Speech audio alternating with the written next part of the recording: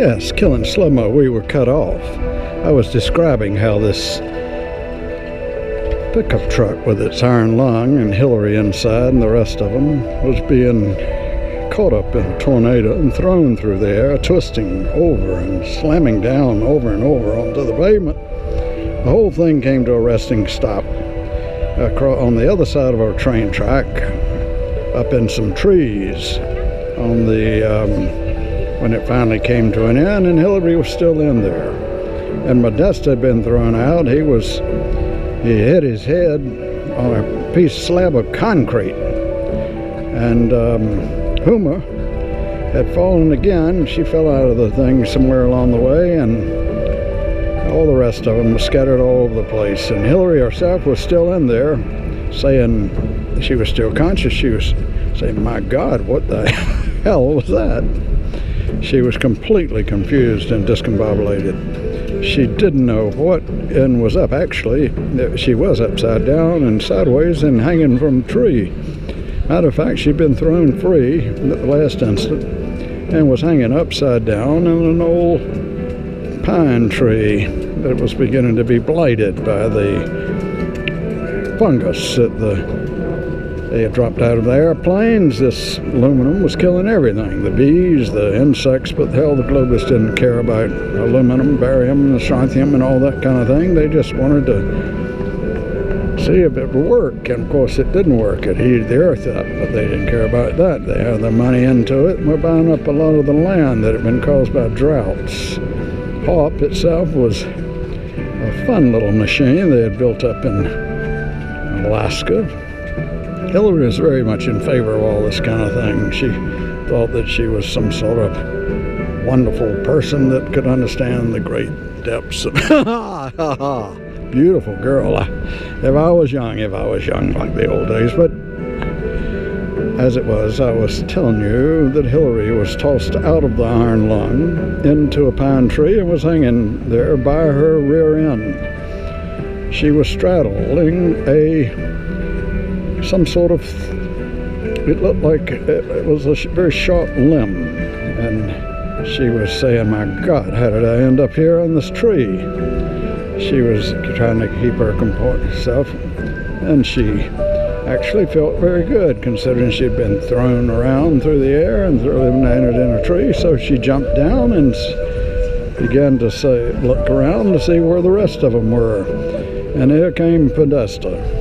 He was looking out over the horizon, seeing flying saucers everywhere, and they were flying around in his head, in a circle right around his head, but no one could see them, but he knew they were there.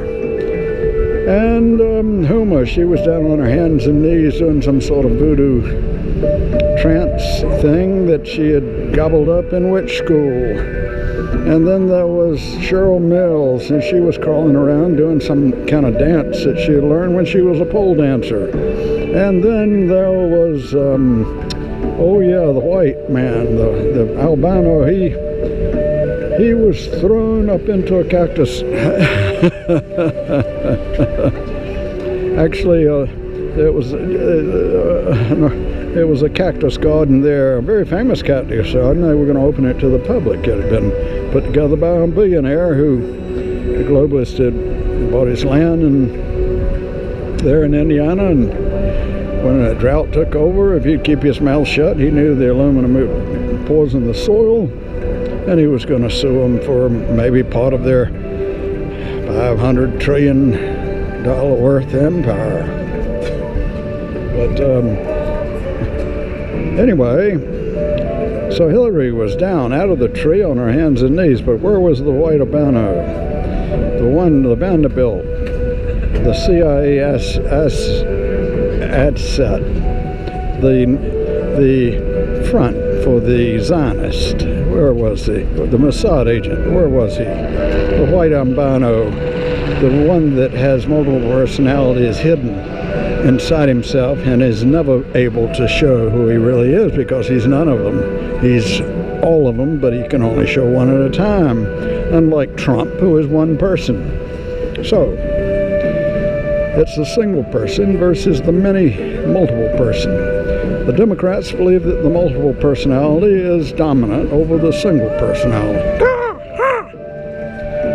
Those people that just have one personality must defend themselves against those that have many personalities. Somebody like Hillary's got about 3 or 4, and the sexual one comes out in an orgiastic way and seems to be just like there's no end to it. And the same is true of Bill. They can go all day and all night and keep multiple partners. It doesn't matter what animal or what sex or what anything or what age, or even they don't certainly have to be in love with any of that. It's just a matter of some sort of machinery that they've got in their brains that allows them to do this sort of thing over and over and over, where the rest of us would be so tired after the first or second or third time we would just be exhausted and want to go on vacation and rest. But no, they don't. They get up and just keep going. Hello, beautiful people. And that gives them a sexual advantage, and so the humas of the world, they kind of surface and cluster around for a little nibble here and there. That's what happens, you see. These sadist types can have around them a bunch of little feeble sexual mice, so to speak, like Jester or whatever his name is. And so where is Obama in this whole thing? Well, it's time to talk about Obama. Obama was dismissed when the new president took over, when Trump took over. He was dismissed like a hired help that had done nothing for his pay. He was actually disappeared out of town, and nobody really cared where he was. But then it occurred to people, where the hell did that little snake go? How did he slither out of our sight and out of our knowledge?